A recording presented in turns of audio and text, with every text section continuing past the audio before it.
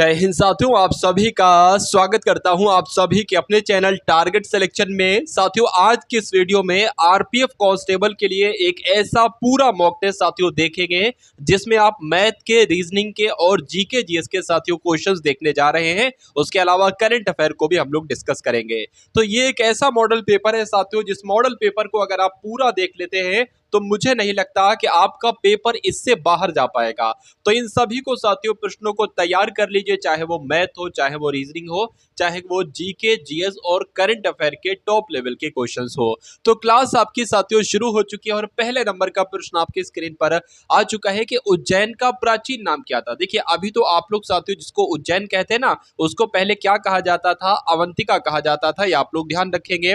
उसके बाद देखिए साथियों, यूनानी लेखकों के द्वारा किसे मीज कहा गया है साथियों, बताइए। तो किसको कहा गया था साथियों? घनंद को कहा गया था। ये आप लोग ध्यान रखेंगे। राइट आंसर आपका डी के साथ जाएगा।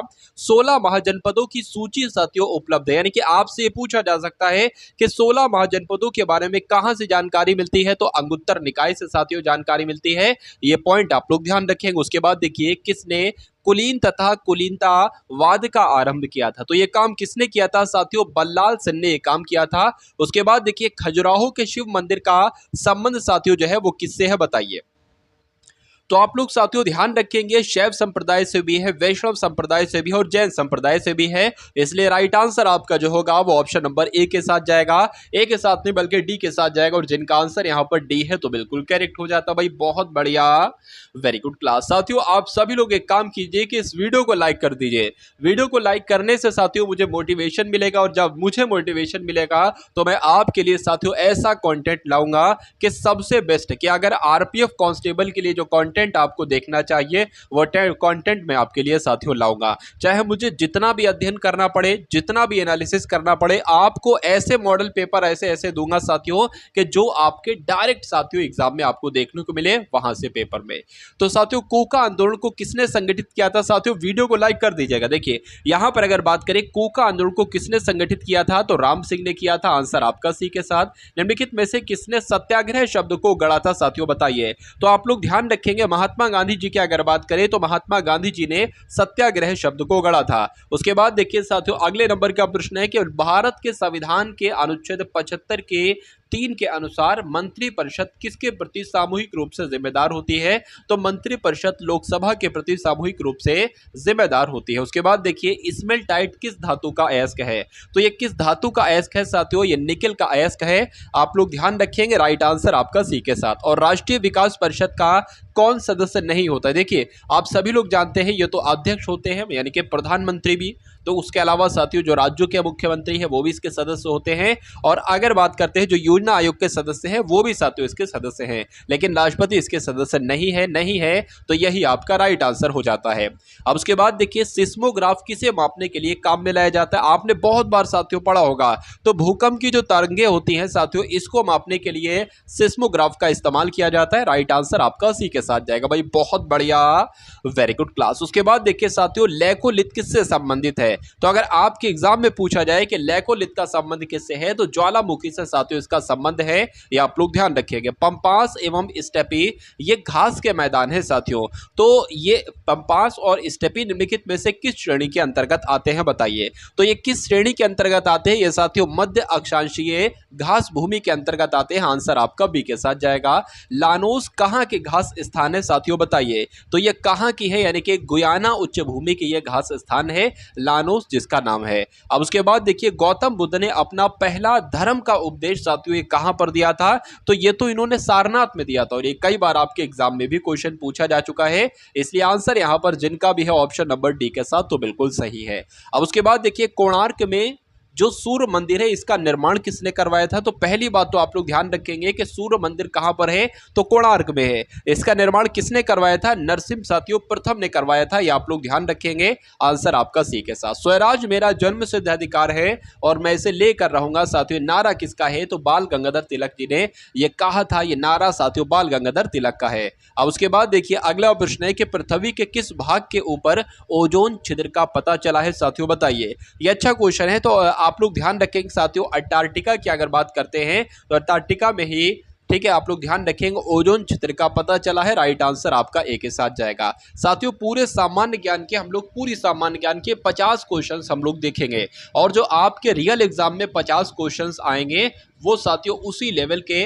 लगभग वैसा ही साथियों क्वेश्चंस यहाँ पर आप लोग देखेंगे 50 क्वेश्चन। उसके बाद हम लोग रीजनिंग को उड़ाएंगे और मैथ को उड़ाएंगे, यानी कि तीनों सब्जेक्ट को साथियों बहुत शानदार तरीके से हम लोग तैयार करेंगे, कवर करेंगे, जिससे पेपर आपका साथियों यहीं से आए, पेपर आपका इससे बाहर ना आए। India rising fresh hope new fears ये एक पुस्तक है और इस पुस्तक के लेखक कौन है? रवि वेल्लोर साथियों इस पुस्तक के लेखक है, ये आप लोग ध्यान रखेंगे। उसके बाद देखिए सरहुल पर्व का संबंध किस राज्य से है? तो सरहुल पर्व साथियों अगर बात करें, सरहुल ये पर्व है, एक उत्सव है, ये कहां पर मनाया जाता है? तो ये झारखंड में मनाया जाता है। अब उसके बाद देखिए भारतीय संविधान की 11वीं अनुसूची साथियों किससे संबंधित है? तो ये पंचायती राज से संबंधित है, राइट आंसर आपका ए के साथ जाएगा। भारत के संविधान में उद्देशिका का विचार साथियों ये कहां से लिया गया है बताइए? तो ये कहां से लिया गया है? ये यूएसए के संविधान से लिया गया है, संविधान में उद्देशिका का विचार। अब उसके बाद देखिए अगला प्रश्न है कि निम्नलिखित में से कौन भारत में ज्वालामुखी द्वीप है बताइए? तो जो बैरन द्वीप है ना साथियों, ये ज्वालामुखी द्वीप ही तो है, सही जवाब आपका ऑप्शन नंबर डी हो जाता है। उसके बाद देखिए एशिया की धुरी विदेश नीति की रणनीति है, यानी कि आपका राइट आंसर साथियों जो जाएगा, यानी कि जो एशिया की धुरी है ये विदेश नीति की रणनीति है। तो साथियों ये अगर बात करें तो ये यूएसए की नीति है, आंसर आपका ऑप्शन नंबर डी के साथ जाएगा। भाई बहुत बढ़िया, वेरी गुड क्लास। अब उसके बाद देखिए अगला प्रश्न है कि निम्नलिखित में से कौन प्रदूषण संकेतक पौधा है बताइए? तो लाइकिन की अगर बात करें साथियों ये प्रदूषण संकेतक पौधा है, राइट आंसर आपका सी के साथ जाएगा। निम्नलिखित में से एसआई यूनिटों में कौन सी साथियों सही सुमेलित नहीं है, आपसे पूछा जा रहा है, बताइए। चलिए देखिए यहां पर अगर बात करते हैं साथियों, कार्य का मात्रक जूल है, बल का मात्रक न्यूटन है, द्रव्यमान का मात्रक किलोग्राम है, तो दाब का मात्रक क्या होता है? डाइन नहीं साथियों, पास्कल होता है। तो कुल मिला के कौन सा सुमेलित नहीं होगा? ऑप्शन नंबर डी वाला सुमेलित नहीं होगा और यही आपका बिल्कुल सही जवाब हो जाता है। भाई बहुत बढ़िया, वेरी गुड क्लास। अब उसके बाद देखिए भरी हुई गाड़ी को चलाने में उसे क्या लिखा हुआ साथियों? भरी हुई गाड़ी को चलाने में उसे चलायमान रखने के लिए आवश्यक ताकत से अपेक्षाकृत अधिक ताकत से धक्का देना पड़ता है। निष्कर्ष क्या होता है साथियों? किसी चलायमान वस्तु का भार कम होता है तो नहीं। उसके अलावा प्रारंभ में पहिए फिसलने लगते हैं तो मैं कहूँगा नहीं साथियों। उसके बाद एक बार गाड़ी चल पड़ने के बाद घर्षण कम होता है, बिल्कुल ये साथियों सही हो जाएगा।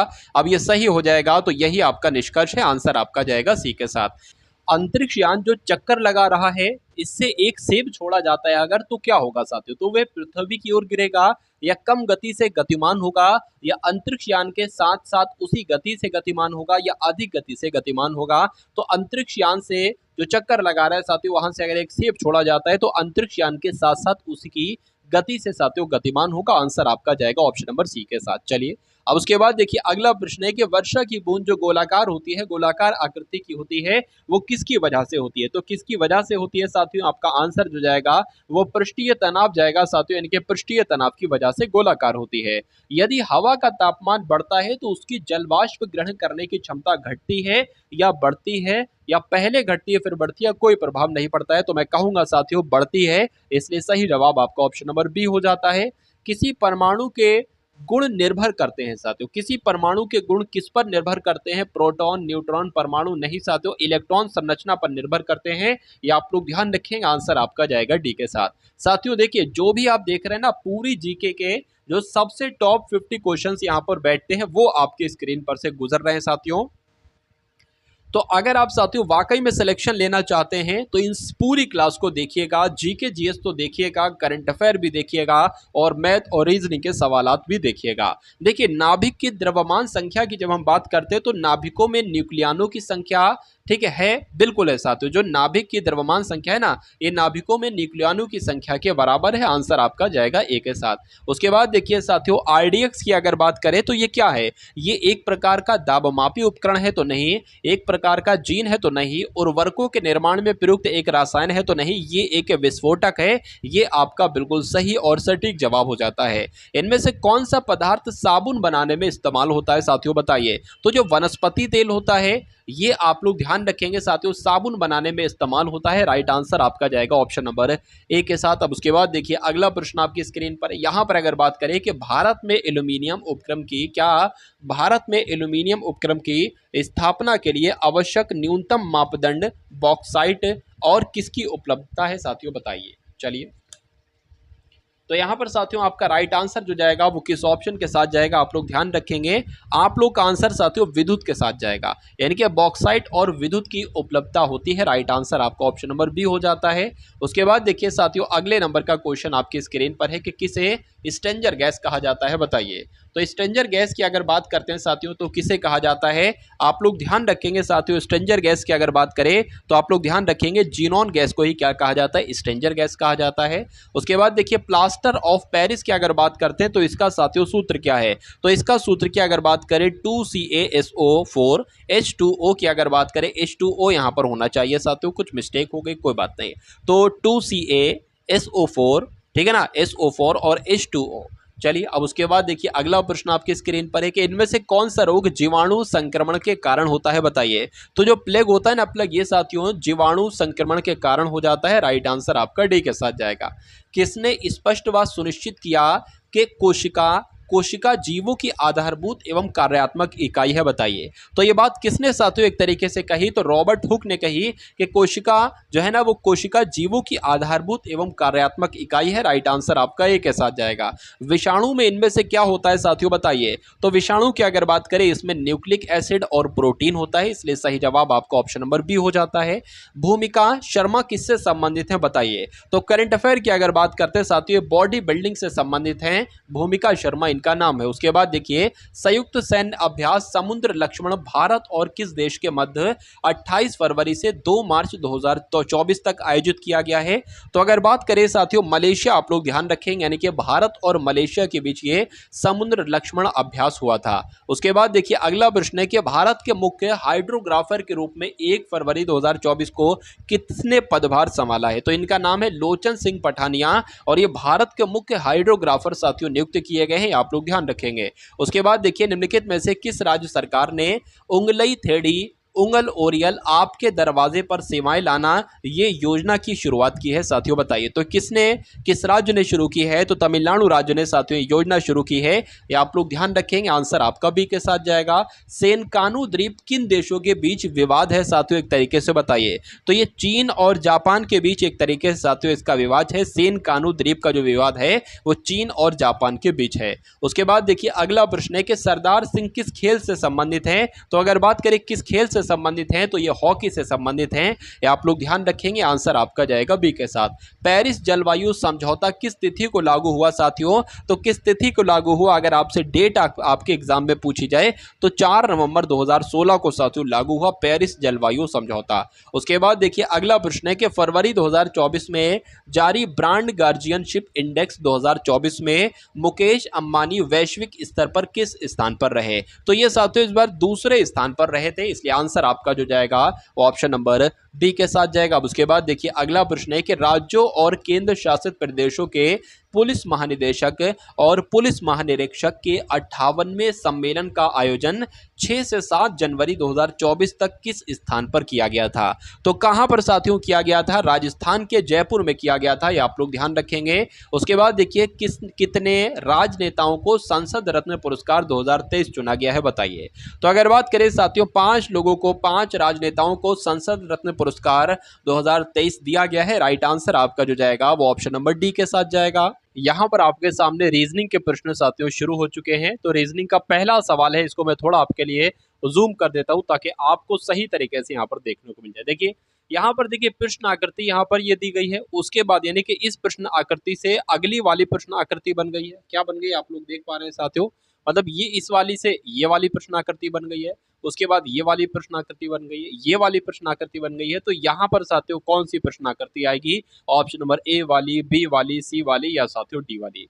देखिए यहाँ पर कितने एक तरीके से वर्ग काले हैं, तो 1 2 3 4 5 काले हैं, ठीक है ना, 5 काले वर्ग हैं। यहाँ पर 4 काले, 1 2 3 4, यहाँ पर 3 काले हैं और यहाँ पर 2 काले हैं। तो जाहिर सी बात है यहाँ पर 1 वर्ग काला होगा, तो इसमें 2 वर्ग काले हैं, इसमें भी 2 वर्ग काले हैं, इसमें कोई वर्ग काला नहीं है। तो कुल मिला के साथियों एक वर्ग किसमें काला है? ऑप्शन नंबर सी में साथियों एक वर्ग काला है, इसलिए सही जवाब आपका ऑप्शन नंबर सी है, तो बिल्कुल करेक्ट है। अब उसके बाद देखिए अगले नंबर का साथियों क्वेश्चन आपकी स्क्रीन पर आ चुका है। देखिए और बताइए साथियों सही जवाब आपका यहाँ पर क्या हो सकता है। देखिए यहाँ पर अगर बात करें ए खाली जगह बी खाली जगह ए, और ये 2 बार खाली जगह है, एक खाली जगह और 2 खाली जगह, उसके बाद एन है साथियों, फिर खाली जगह है, फिर ए बी बी है, और फिर साथियों खाली जगह और फिर ए बी बी एन है। तो यहाँ पर कितने लेटर और खाली जगह है काउंट कर लीजिए एक बार। 1 2 3 4 5 6 7 8 9 10 11 12 13 14 15 16, यानी कि 16 है साथियों। तो मेरे हिसाब से 4 4 4 का पेयर बनना चाहिए। तो 1 2 3 4 ये एक पेयर हो गया, 1 2 3 4 ये अलग पेयर हो गया, 1 2 3 4 ये अलग हो गया, और 1 2 3 4 एक अलग हो गया। अब यहाँ पर देखिए आपको सारे लेटर मिल गए ए बी बी एन। तो यहाँ पर देखिए बीच में बी बी है ना, तो यहाँ पर शुरू में क्या है? ए है और अंत में एन है। तो यहाँ पर शुरू में ए आ जाएगा और अंत में क्या आ जाएगा? एन आ जाएगा। यहाँ पर शुरू में अंत में है ए और एन, यहाँ पर बीच में नहीं है, तो बीच में साथियों बी बी आ जाएगा। मतलब हमें जो बनाना है ना वो ए बी बी एन बनाना है। यहाँ पर भी ए बी बी एन बन चुका है, ए बी बी एन बन चुका है, तो यहाँ पर भी साथियों ए बी बी एन हम बना लेंगे। अब आप देख लो आपने अपने पेन से कौन कौन से लेटर लिखे हैं। बी लिखा है, एन लिखा है, चलिए तो बी लिखा है, एन लिखा है, उसके बाद साथियों बी लिखा है, ए लिखा है, एन लिखा है। तो ऐसा साथियों आपको B N B B B N B B A N कहां पर आपको लग रहा है? तो ऑप्शन नंबर बी में ऐसा लग रहा है, तो यही आपका बिल्कुल सही जवाब हो जाता है। उसके बाद देखिए अगले नंबर का साथियों क्वेश्चन आपकी स्क्रीन पर है। यहां पर अगर बात करें दिए गए विकल्पों में से अंक समूह में से उन अंकों के समूह को चुनिए, ज्ञात कीजिए जो प्रश्न में दिए गए अंकों के समूह से मेल खाते हैं। यानी कि जो इसमें लॉजिक लग रहा है, आपसे ये पूछा जा रहा है वही लॉजिक किस में लग रहा है? इसमें लग रहा है, इसमें लग रहा है, इसमें लग रहा है, या साथियों इसमें लग रहा है? बताइए। चलिए देखिए यहां पर अगर बात करें ना, तो एक तरीके से ये लॉजिक मुझे ऐसा लग रहा है कि 6 की गुणा किससे की गई? 5 से की गई है, और इसकी गुणा 3 से की गई। तो क्या कोई ऐसा नंबर है 6 की गुणा 5 से करेंगे तो साथियों 42 नहीं आ रहा है, 6 पंजे 30, ठीक है। 7 की गुणा किससे कराना पड़ेगी? 5 से नहीं कराएंगे। 6 चक्कू 24, ये 4 से गुणा कराना, 8 पे 40, 8 छः 48 की 6 से गुणा कराना पड़ रही है। लेकिन यहाँ पर भी सही नहीं होगा, ये भी 3 से गुणा कराने पर ये नहीं आए, तो ये लॉजिक हमारा फेल हो जाता है। दूसरा लॉजिक देखिए साथियों, देखिए 6 से अगर बात करें, ये वाला जो नंबर है ना, ये इससे भी विभाजित हो जाएगा पूरा पूरा, और इससे भी विभाजित हो जाएगा। क्या ये लॉजिक लग रहा है? एक बार इसको भी साथियों हम लोग फॉलो कर लेंगे।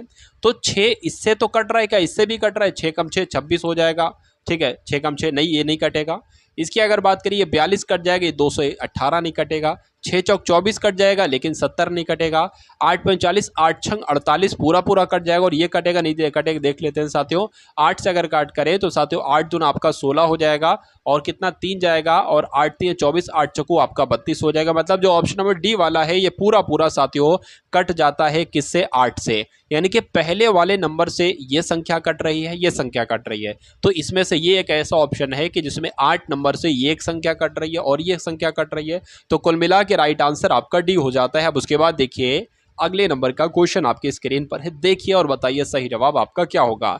दिए हुए अनुक्रम में कौन सी संख्या गलत है? यानी कि साथियों क्रम आपको दिख रहा होगा, 126 है, 98 है, 70 है, 41 और 14। इसमें आपको ये बताना है कि कौन सी संख्या गलत है।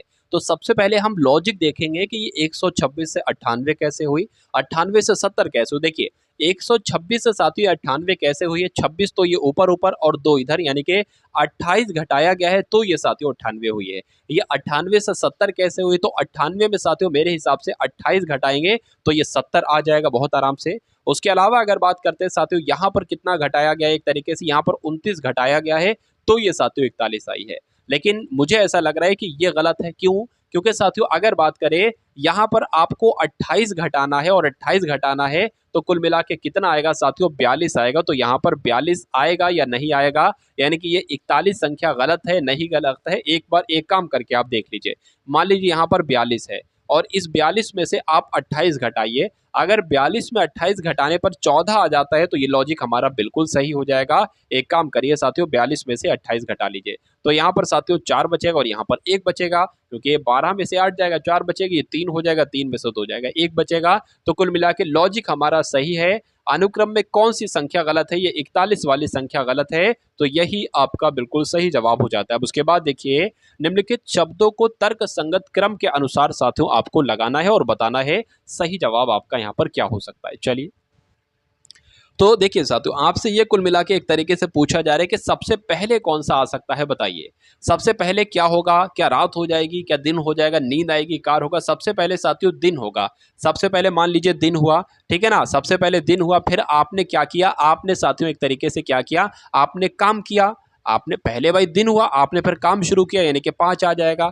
अब जब काम करोगे साथियों तो थकावट तो होगी, तो थकावट हो गई। चलिए, थकावट हो गई, उसके बाद रात आई तो रात आ गई, और उसके बाद साथियों आप नींद में हो गए, यानी कि सो गए थकावट उतारने के लिए। तो कुल मिला के साथियों आपका ये 351-24 आपको जहां दिखे वो आपका राइट आंसर हो जाएगा। 351-24, 351-24 कहां पर लिखा हुआ है? ऑप्शन नंबर सी में लिखा हुआ है, तो यही आपका बिल्कुल सही जवाब हो जाता है। अब उसके बाद देखिए, दिए गए अनुक्रम में अगले 2 अक्षर बताइए। जैसे कि बी है, बी के बाद सी आ गया, सी के बाद ई आ गया, ई के बाद एच आ गया, एल, एच के बाद एल आ गया, तो एल के बाद यहां पर और यहां पर साथियों कौन से लेटर आ सकते हैं, ये आपसे पूछा जा रहा है। देखिए, यहां पर अगर बात करें 2 है, यहां पर साथियों 3 है, यहां पर 5 है, ई 5 पर आता है, एच 8 पर आता है, एल 12 पर आता है। तो अब आपको यहां पर और यहां पर साथियों बताना है कौन से 2 नंबर आ सकते हैं। देखिए, ये आपका अगर साथियों बात करते ना, या ऐसे करा लो कि इसमें और इसमें साथियों 1 बढ़ाया गया है, 3 से यहां पर 5 हुआ है तो 2 बढ़ाया गया है,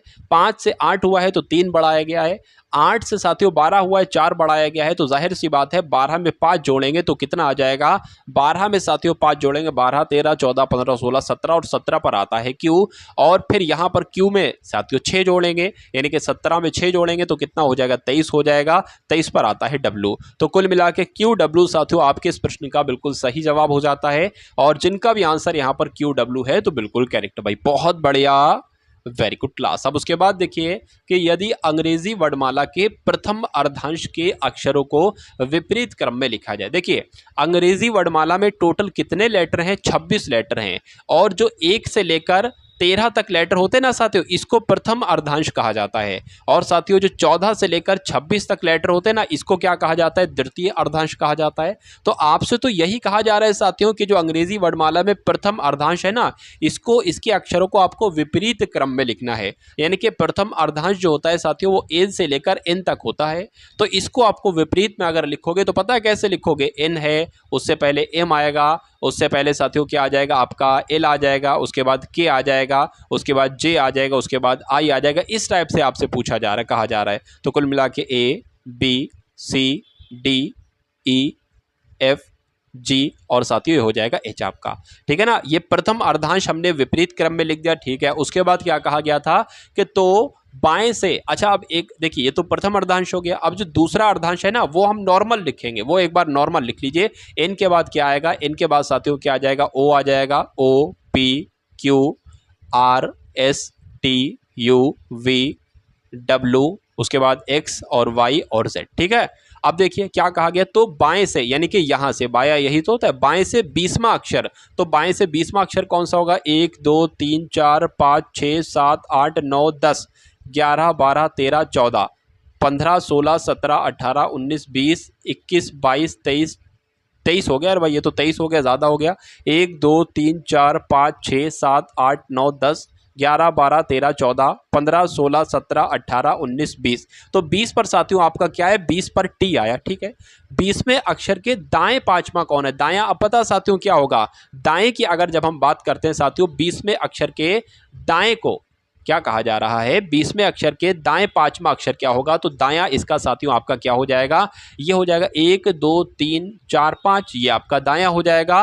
तो कुल मिला के पांचवा अक्षर कौन सा होगा? वाई होगा, इसलिए वाई आपका बिल्कुल सही जवाब हो जाता भाई, बहुत बढ़िया, वेरी गुड क्लास। तो जिनका आंसर यहाँ पर ऑप्शन नंबर सी है तो बिल्कुल करेक्ट हो जाता है। उसके बाद देखिए अगले नंबर का प्रश्न आपकी स्क्रीन पर देखिए, REASON को क्या लिखा जाता है? 5 लिखा जाता है।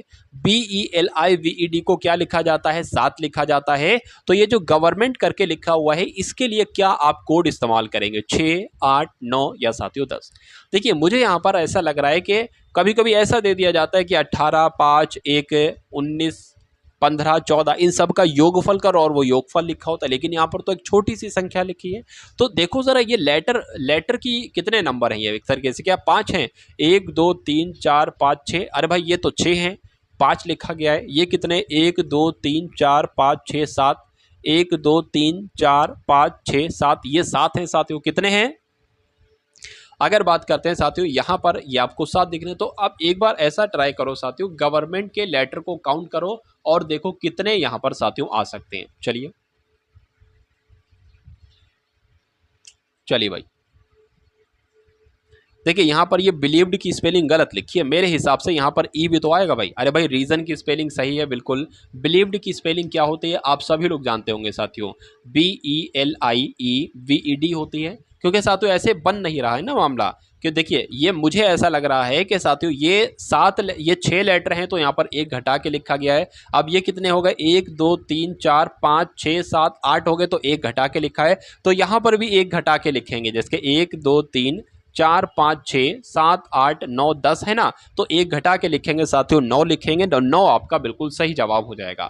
चलिए अब उसके बाद देखिए अगले नंबर का प्रश्न आपकी स्क्रीन पर है कि डॉक्टर जैसे कि स्टेथोस्कोप से संबंधित है, वैसे पेंटर किससे संबंधित होगा। आप सभी को पता है कि डॉक्टर स्टेथोस्कोप का इस्तेमाल करते हैं, पेंटर लोग अपने काम में किसका इस्तेमाल करते हैं, ब्रुश का इस्तेमाल करते हैं, तो जिनका आंसर यहाँ पर बी था तो बिल्कुल सही था। उसके बाद देखिए जिस प्रकार पायरिया का संबंध दांत से है, उसी प्रकार ट्रेकोमा का संबंध किससे होगा। देखिए जो एक दांत में बीमारी हो जाती है साथियों पायरिया, वैसे ही एक आंख में बीमारी होती है जिसका नाम होता है साथियों ट्रेकोमा। तो इसलिए आंसर जिनका भी यहाँ पर ऑप्शन नंबर सी है तो बिल्कुल करेक्ट भाई, बहुत बढ़िया, वेरी गुड क्लास। यहाँ पर आपके सामने अब मैथ के साथियों क्वेश्चन शुरू हो चुके हैं। तो मैथ का पहला सवाल है, थोड़ा सा आसान सवाल है, इसको करिए साथियों 30 सेकंड के अंदर। देखिए 4 सही 1/2 है, उसके बाद क्या लिखा हुआ है, गुणा लिखा हुआ है, 2 सही 4/5 है। तो इसको सॉल्व कैसे आप करोगे, 4 सही 1/2 को 2 चौक 8, 8 और 1 9, 9/2 हो जाएगा, तो यहाँ पर हमने 9/2 लिख लिया। उसके बाद 5 दूना 10, 10 और 4 कितना हो जाएगा साथियों, गुणा में 14/5 हो जाएगा, ठीक है ना। अब इस 2 से साथियों 14 कटेगा, 7 आ जाएगा, 2 एकम 2, 2 7 14, 7 नीम हो जाएगा साथियों आपका कितना, 7 नीम 63 हो जाएगा, और यहाँ पर 5 आ जाएगा। अब इसको साथियों कैसे सॉल्व करोगे, इस टाइप में बनाने के लिए वैसे आंसर होता तो ये लगा देते, लेकिन आंसर इस टाइप में है, तो देखिए कैसे, जो बटे में नंबर है ना वो बटे में ही आप लिख दोगे, और इसको काटोगे कितनी बार में कट रहा है, 6 है ना, तो 5 एकम 5 हो जाएगा, कितना बचेगा 1 हो जाएगा, 13 हो जाएगा, ये 5 दूना 10 हो जाएगा। अब ये कितना बचेगा, 3 बचेंगे ना, तो वो 3 साथियों आप यहां पर लिखेंगे, तो कुल मिला के 12 सही 3/5 कहां पर लिखा हुआ है, 12 सही 3/5 आपका ऑप्शन नंबर बी में लिखा हुआ है, तो यही आपका बिल्कुल सही जवाब हो जाता है। अब उसके बाद देखिए साथियों 63,522 में से कौन सी छोटी से छोटी संख्या घटा दी जाए कि परिणामी संख्या पूर्ण वर्ग हो जाए। पूर्ण वर्ग क्या होता है साथियों, जैसे कि 2 का स्क्वायर क्या होता है, 4 होता है, ठीक है ना, और 5 का स्क्वायर क्या होता है साथियों, एक तरीके से 25 होता है, 10 का स्क्वायर क्या होता है साथियों, एक तरीके से 100 होता है। तो ये संख्या भी किसी न किसी संख्या का स्क्वायर हो सकता हो, 100 का हो, 150 का हो, 200 का हो, 300 का हो सकता है भाई, किसी का नंबर का भी हो सकता है, जरूरी थोड़ी ना 300 का है, 198 का, 294 का, ऐसे करके भी हो सकता है। तो आपसे कुल मिला के ये पूछा जा रहा है इसमें से कौन सी संख्या घटाने के बाद, अच्छा इसमें से कौन सी संख्या घटाने के बाद जो है ना वो पूर्ण वर्ग संख्या बन जाती है। अब अगर साथियों बात करें यहाँ पर, अब सबसे पहले तो आप ये देखिए ये किस संख्या के लगभग किस संख्या का वर्ग आपको ये नजर आ रही है। देखिए 100 का अगर हम स्क्वायर करते हैं ना, यानी कि 100 गुणा 100 करते हैं, अगर हम साथियों 100 गुणा 100 करते हैं तो ये हमारा जाके 10,000 यहाँ पर बैठेगा, ये तो 63,000 है। अब अगर बात करें साथियों 200 गुणा 200 जब हम करते हैं ना तो ये कितना बैठे, 2 दूना 4, यानी कि 200 का स्क्वायर कितना हो जाएगा, 2 दूना 4, ठीक है, और ये जो 4 जीरो आपके हैं ना वो लग जाएंगे, ये तो कुल मिला के 40,000 हो गया। अगर 250 की अगर बात करें साथियों, हम 250 का स्क्वायर देखें तो 25 कितने हो जाते हैं साथियों, एक तरीके से अगर बात करें साथियों 625 हो जाते हैं। तो कुल मिला के साथियों 2 0 लगा दिया, यानी कि ये 62,500 निकल जाएंगे, यानी कि 250 का स्क्वायर क्या होगा, 62,500 होगा। तो कुल मिला के ये 250 के स्क्वायर से थोड़ा सा ज़्यादा नंबर वाला स्क्वायर है। अगर 252 हम करके देखें तो 252 का स्क्वायर साथियों क्या आता है, अब एक बार देख लीजिए, 251 का तो होगा नहीं, थोड़ा ज़्यादा लग रहा था, 252 का एक बार देख लीजिए, ठीक है, 2 दूना 4 हो जाएगा साथियों, 2 पंजे 10 और एक आपका 11 हो जाएगा, 2 दूना 4 और एक आपका 5 हो जाएगा। उसी प्रकार 5 दूना 10 हो जाएगा, 5 पंजे 25 और एक 26 हो जाएगा। 5 दूना 10 और एक आपका 11 हो जाएगा। एक सेकंड फिर से कराइए, कुछ मिस्टेक यहाँ पर हो गई है। क्या हम करा रहे थे साथियों, 252 और 252 का, ठीक है ना साथियों। सबसे पहले तो आप इस वीडियो को एक बार लाइक कर दीजिए, अगर आपने इस वीडियो को लाइक न किया हो तो एक बार लाइक कर दीजिए। अब उसके बाद देखिए 252 की यहाँ पर हम लोग बात करें तो बहुत अच्छे तरीके से यहाँ पर हम लोग देखेंगे। देखिए 2 दूना 4 हो जाएगा और 5 दूना आपका 10 हो जाएगा, एक हासिल का लग जाएगा। 2 दूना 4 और एक आपका 5 हो जाएगा। 5 दूना 10 हो जाएगा, साथियों एक हासिल का लग जाएगा। 5 पंजे 25 और एक आपका 26 हो जाएगा। अब यहाँ पर 2 आ जाएगा। 5 दूना 10 और 2 साथियों 12 हो जाएगा। उसके बाद अगर बात करते हैं 2 दूना 4 हो जाएगा, चलिए 2 दूना 4 हो गया। 2 पंजे 10 हो जाएगा, 10 का 0 और हासिल लग जाएगा 1। 2 दूना 4 और एक आपका साथियों 5 हो जाएगा। अब इसको जोड़ लो, 4 आ गया, 0 आ गया, 15 आ गया, 3 आ गया, 6 आ गया। तो कुल मिला के अगर बात करें ये साथियों 252 का स्क्वायर किया तो 63,504 यहाँ पर हमें मिल गया। तो कुल मिला के ये इससे कितना कम है एक बार देख लेते हैं साथियों, कितना इससे कम है। देखिए 63,522 से कितना ये साथियों कम है। देखिए ये तो मुझे ऐसा लग रहा है 18 कम है भाई, 18 कम है तो ये आपका राइट आंसर हो जाएगा। यानी कि इसमें ये कहा गया था कि 63,522 में से वो छोटी से छोटी संख्या कौन सी घटा दें, तो मैं कहूँगा अगर 18 इसमें से घटा दिया जाए तो हमें संख्या ये मिल जाएगी और ये संख्या जो है ना वो किसी संख्या का पूर्ण वर्ग होगी। तो ये किसका पूर्ण वर्ग बनी साथियों, 252 का पूर्ण वर्ग बनी। मैं उम्मीद करता हूँ आपकी सवाल समझ में आया होगा, तो बहुत बढ़िया, वेरी गुड क्लास। अब उसके बाद देखिए अगले नंबर का साथियों क्वेश्चन आपके स्क्रीन पर है। यहाँ पर साथियों 26, 36, 40 का लघुत्तम समापवर्तक आपसे पूछा जा रहा है साथियों, यानी कि 26, 36 और 40 का एलसीएम आपसे यहाँ पर पूछा जा रहा है। तो क्या साथियों यहाँ पर आपका एलसीएम हो सकता है। चलिए कोई दिक्कत नहीं साथियों, इसको किससे कट करेंगे, 4 से कट करेंगे साथियों। कितना आपका आ जाएगा, तो 4 छंग आपका ये साथियों कितना है, एक तरीके से ये 24 है साथियों। कितना है, यहाँ पर मिस्टेक आ गई साथियों, ये आपका कितना हो जाएगा, 24 हो जाएगा। तो 4 छंग आपका 24 हो जाएगा। 24 यहाँ पर लिखना चाहिए क्योंकि जब मैंने इसको पहले पढ़ा था तो ये 24 लिखा, तो मुझे इतना याद है। तो 4 छंग आपका 24 हो जाएगा। उसके अलावा साथियों 4 नीम आपका 36 हो जाएगा और 4 धाम आपका 40 हो जाएगा। अब इसको अगर कट करें साथियों 3 दूना आपका 6 हो जाएगा, 3 3 9 हो जाएगा और साथियों यहाँ पर 10 हो जाएगा। अब इसको ये देखिए ये एक बार अब 2 से कट होगा, यानी कि 2 एकम 2, 3 ऐसे लिख देंगे, 2 पंजे 10 हो जाएगा। अब ये एक बार 3 से कट होगा और ये एक 5 बार से कट होगा, तो 4 तियां 12 हो जाएगा, 12 दूना 24 हो जाएगा, ठीक है ना। 12 दूना 24 हो जाएगा और 24 तियां कितना हो जाएगा साथियों, 24 तियां आपका एक तरीके से ऐसा करो 24 और 15 की गुणा करा लो, 24 और 15 की गुणा करा लो, तो 24 पंजे 120 होता है और यहाँ पर साथियों 24 आ जाएगा, 0 आ जाएगा, 6 आ जाएगा और यहाँ पर 3 आ जाएगा, यानी कि 360 साथियों इसका क्या निकलेगा, इसका एलसीएम निकलेगा और यही आपका बिल्कुल सही जवाब हो जाता है। किसी धन का 3 वर्ष में 5% वार्षिक दर से चक्रवृद्धि ब्याज कितना है साथियों, 126 रुपए 10 पैसे है। तो उसी धन का उसी दर से उसी समय के लिए साधारण ब्याज क्या होगा, यानी कि कुल मिला के आपसे साधारण ब्याज पूछा जा रहा है। क्या साथियों, PRT बटे 100 आपसे पूछा जा रहा है। अच्छा यहाँ पर समय दे रखा है, समय कितना है साथियों, 3 वर्ष है। यहाँ पर दर भी दे रखी है, यानी कि R कितनी है साथियों, 5 वर्ष है। और यहाँ पर एक तरीके से देखिए CI यानी कि चक्रवृद्धि ब्याज भी दे रखा है, कितना है, 126 रुपए 10 पैसे, ठीक है ना। और साधारण ब्याज आपसे पूछा जा रहा है। देखिए साधारण ब्याज के लिए PRT होना जरूरी है, यहाँ पर T है, R है लेकिन P नहीं है। तो एक काम करो साथियों, सबसे पहले आप P निकालो, यानी कि सबसे पहले मूलधन निकालो। एक सूत्र होता है साथियों, वो मैं डायरेक्ट लिख रहा हूँ, ठीक है। CI बराबर P होता है 1 + R/100 बटे T की, ठीक है। एक T होता है मतलब पावर T होता है, -1 होता है, ये सूत्र आपने सुना होगा। तो इस सूत्र की जगह पे डायरेक्ट हम वैल्यू रख रहे हैं साथियों। CI होता है यानी कि 126, जो कि CI कितना है, चक्रवृद्धि ब्याज कितना है, 126 रुपए 10 है, बराबर P यानी कि मूलधन है, 1 + R कितना है साथियों, 5% है, बटे 100 और पावर कितनी है, 3 है, -1 आ जाएगा। अब यहाँ पर इसको अगर कैलकुलेट करेंगे तो P का मान हमें पता चल जाएगा। फिर हम क्या करेंगे, हमें P का भी मान पता चल जाएगा, R का पता है, T का पता है, तो हमारा साधारण ब्याज निकल जाएगा बहुत आराम से। देखिए अगर साथियों अब यहाँ पर अगर करते हैं तो इसको अगर कट करें 5 एकम 5, 5 दूना 10 हो जाएगा और 20 हो जाएगा।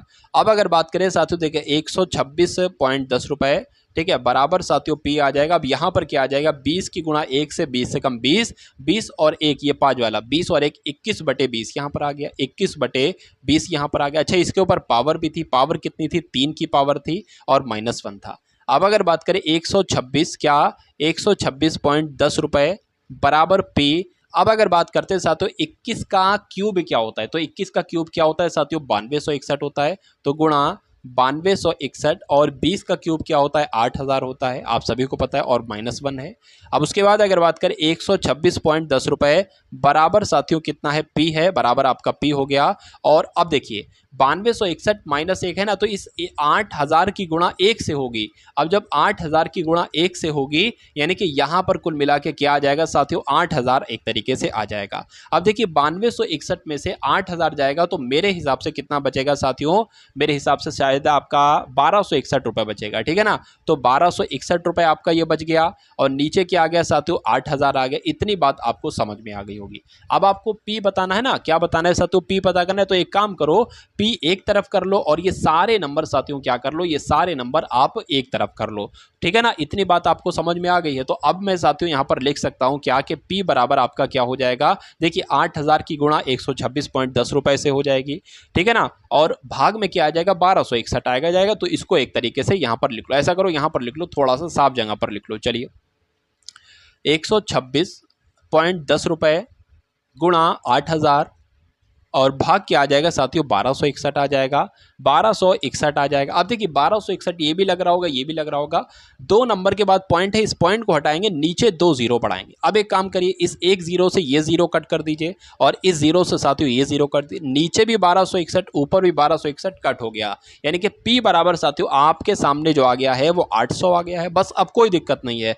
सवाल में पूछा गया था कि उसी समय के लिए उसी दर के लिए साधारण ब्याज बताइए, तो साथियों साधारण ब्याज बराबर क्या हो जाएगा, पी जो कि 800 है। उसके बाद साथियों टी कितनी है 3 है, और दर कितनी है 5 दे रखी है, भाग करा दो साथियों 100 से, तो कुल मिला के साथियों ये कट जाएगा, 8 तियां हो जाएगा 24, और 24 पंजे हो जाएगा 120। तो कुल मिला के साधारण ब्याज आपका जो निकलेगा वो 120 निकलेगा, और यही आपका बिल्कुल सही जवाब हो जाता है। उसके बाद देखिए अगले नंबर का प्रश्न आपकी स्क्रीन पर बताइए। चलिए देखिए यहां पर अगर बात करें साथियों कि राइट आंसर आपका क्या होगा, 8 घंटे प्रतिदिन कार्य करते हुए अनु एक पुस्तक की प्रति 18 दिनों में तैयार कर सकती है। वही कार्य 12 दिनों में पूरा करना हो तो अनु को प्रतिदिन कितने घंटे काम करना होगा, ये आपसे पूछा जा रहा है। देखिए इस टाइप के सवाल में कुछ नहीं होता है, बस देखना होता है कि 8 घंटे काम किया जा रहा है प्रतिदिन, ठीक है 8 घंटे काम किया जा रहा है, कितने कितने दिनों में कोई काम तैयार हो रहा है, तो 18 दिनों में कोई काम तैयार हो रहा है, ठीक है। अब वही काम 12 दिनों में पूरा करना है तो कितने घंटे काम करना होंगे, मैं कहूंगा साथियों इतने घंटे काम करना होंगे, 12 दिनों में काम कंप्लीट हो जाएगा, ठीक है ना। तो साथियों 8 गुणा 18 हो जाएगा, और ये भाग साथियों 12 आ जाएगा, और ये आपको पता चल जाएगा कि वही काम 12 दिनों में पूरा करना हो तो अनु को कितने दिन प्रति घंटे, क्या लिखा है साथियों कि प्रतिदिन कितने घंटे काम करना पड़ेगा, तो ये एच पता चल जाएगा होवर में, ठीक है। तो इसको अगर कट करेंगे साथियों 6 दूना 12 हो जाएगा, 6 तियां आपका 18 हो जाएगा, तो एकम 2 हो जाएगा, 2 चौक आपका कितना हो जाएगा 8 हो जाएगा, और 4 तियां आपका 12 हो जाएगा, यानी कि कितने घंटे में साथियों 12 घंटे में वो काम पूरा हो जाएगा। आंसर आपका जाएगा ऑप्शन नंबर ए के साथ। भाई बहुत बढ़िया, वेरी गुड क्लास। चलिए 3 संख्याओं में से पहली संख्या दूसरी संख्या की 2 गुनी है, और दूसरी संख्या तीसरी संख्या की 3 गुनी है। यदि तीनों संख्याओं का औसत साथियों कितना है 10 है, तो सबसे बड़ी संख्या क्या होगी। देखिए 3 तरह की संख्याएं यहाँ पर बताई गई, मान लेते हैं x है, y है, और तीसरी संख्या z है। यहाँ पर सबसे पहले कहा गया है कि तीनों संख्याओं में जो पहली संख्या यानी कि ये जो संख्या है ये दूसरी संख्या की 2 गुनी है, और दूसरी संख्या तीसरी संख्या की 3 गुनी। अगर ऐसा सवाल आए ना तो सबसे पहले आपको ये और ये देखना है, यानी कि दूसरी संख्या और तीसरी संख्या में जो संबंध है वो देखना है, फिर उसके बाद ये पहला वाला देखना है।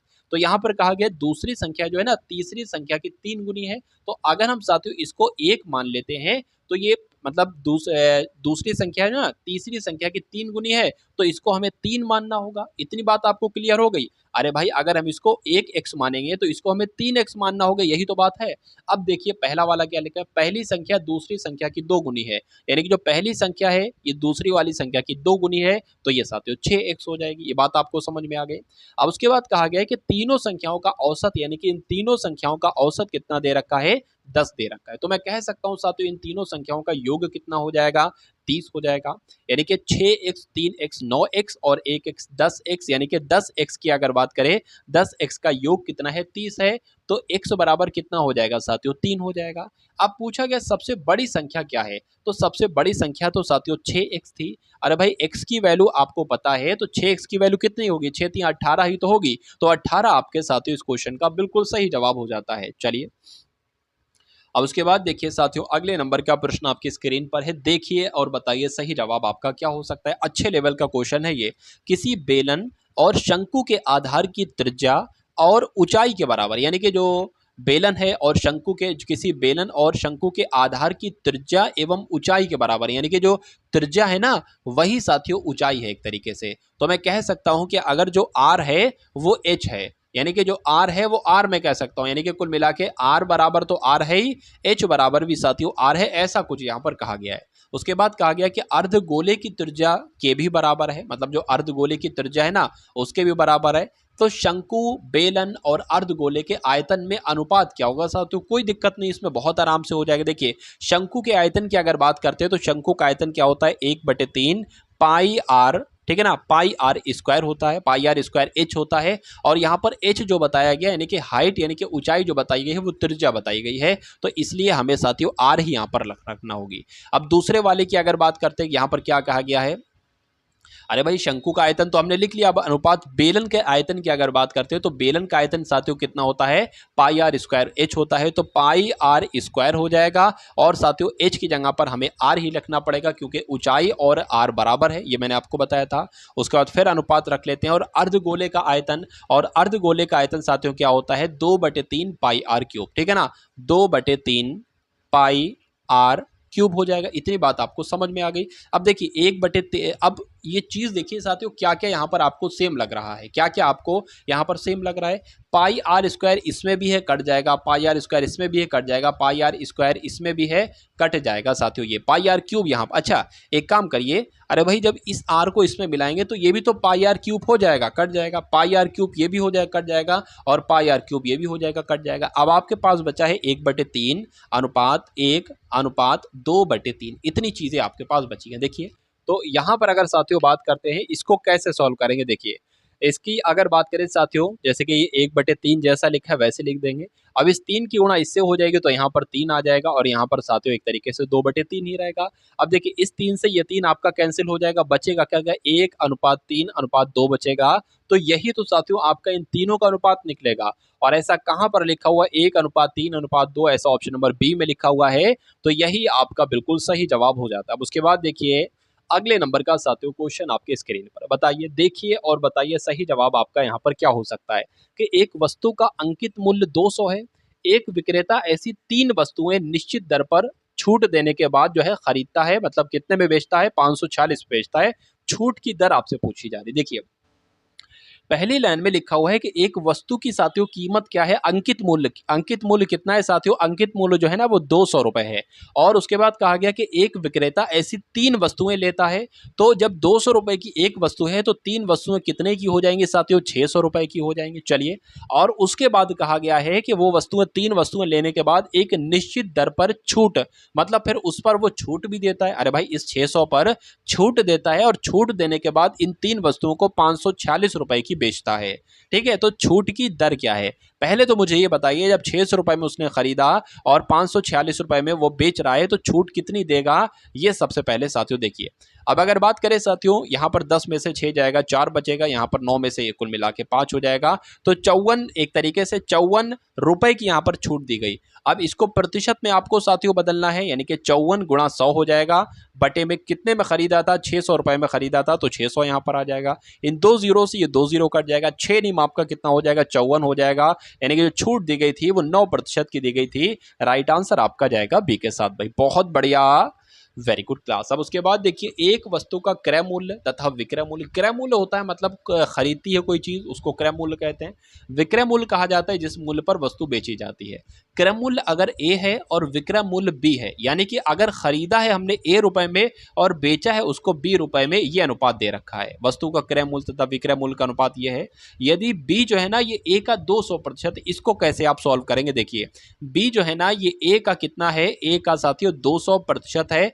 प्रतिशत लगा है तो 100 नीचे आ जाएगा। बिल्कुल, इन दो जीरो से ये दो जीरो कट जाएंगे। अब देखिए, इनका अनुपात हमें पता चल गया, यानी कि बी, ये ए जो है ना ये बी के अनुपात में आ जाएगा। ये 2 है और बटे में क्या है? 1 है। तो बस हमें मालूम पड़ गया, अब कुछ नहीं करना है। ये क्या है? ये आपका क्रय मूल्य है। मतलब इसमें अगर 1 रुपए में खरीदा है, अरे भाई यही तो बताया था कि ए अगर क्रय मूल्य है, बी विक्रय मूल्य है। तो अगर 1 रुपए में खरीदा है और 2 रुपए में बेचा जा रहा है, तो जाहिर सी बात है 1 रुपए का प्रॉफिट है। और इसको प्रतिशत लाभ में बदलने के लिए साथियों क्या करेंगे? 100 से गुणा कर देंगे, ठीक है ना। यहां पर अगर बात करें, यहां पर नीचे क्रय मूल्य आता है, हमेशा ध्यान रखिए। क्रय मूल्य कितना है? 1 है। तो इस 1 से 1 कैंसिल हो जाएगा, बचेगा क्या साथियों? 100% का लाभ आपके सामने आ जाएगा, जो कि ऑप्शन नंबर सी में है भाई। बहुत बढ़िया, वेरी गुड क्लास। इसको थोड़ा सा मैं जूम कर देता हूं साथियों आपके लिए। देखिए, अब आपको नजर आ रहा होगा सामने। चलिए, ये आप लोग के सामने है। इसका मान साथियों आपसे पूछा जा रहा है कुल मिला के। इस सवाल को आपको कैसे करना है मैं आपको बतला देता हूं। देखिए, सबसे पहले इसको सॉल्व कीजिए। 3 एकम 3, 3 और 2 कितना हो जाएगा? 5/3 है ना। तो इसको कट कर दो, इसको कट कर दो, यहां पर 5/3 लिख लो, ठीक है ना। अब ये 3 साथियों ये ऊपर चला जाएगा, कहां पर? यहां पर 3 चला जाएगा। अब देखिए, 1 + 3/5 है ना, तो इसको सॉल्व करो। 5 एकम 5, 5 और 3 8 हो जाएगा। तो कुल मिला के यहाँ 8 आ जाएगा, यानी कि 8/5 आ जाएगा। अब ये साथियों 5 ऊपर चला जाएगा, यानी कि यहां पर चला जाएगा। अब 8 एकम 8, 8 और 5 13 हो जाएगा, यानी कि 13/8 हो जाएगा। अब ये 8 फिर साथियों ऊपर चला जाएगा, 13 एकम 13 हो जाएगा। और 8 कितना हो जाएगा साथियों? 23, 21 हो जाएगा, यानी कि 21/23 13 हो जाएगा। अब ये 13 साथियों यहां पर आ जाएगा। अब आपके सामने क्या है? 1 + 13/21। अब इसको सॉल्व कर लो, बस हो गया काम। तो 21 एकम 21 प्लस आपका 13 हो गया और भाग क्या हो गया? 21 हो गया। इसको अगर बात करें साथियों कितना आ जाएगा? 34 बटे कितना आ जाएगा? 21 आ जाएगा। तो 34/21 ही साथियों आपका बिल्कुल सही जवाब हो जाएगा, जिनका आंसर यहाँ पर ऑप्शन नंबर सी है। तो बिल्कुल करेक्ट हो जाता भाई। बहुत बढ़िया, वेरी गुड क्लास। तो ये साथियों आपने सवाल देखे, सभी क्वेश्चंस आपको कैसे लगे? उम्मीद करता हूं साथियों आरपीएफ एग्जाम के लिए क्लास आपको बहुत शानदार लगी होगी। तो इस वीडियो को साथियों शेयर कीजिएगा। कुछ और भी ऐसे मॉडल पेपर बनाए हैं, उनको भी जरूर आप लोग देखिएगा। इस वीडियो को शेयर कीजिएगा। तो मिलते हैं हम सभी लोग आने वाली वीडियो में। जय हिंद साथियों।